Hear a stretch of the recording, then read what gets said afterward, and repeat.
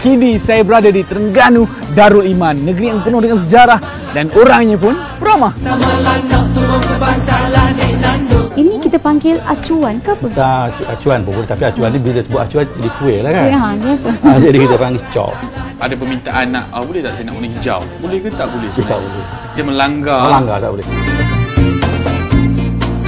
Saya macam berminat lah tengok yang dalam ketepak tu. Boleh ke Cik Wan tunjuk Boleh saya? sila, boleh sila. Ini dipanggil lidi butang. Lidi untuk menghasilkan motif-motif songket di permukaan kain.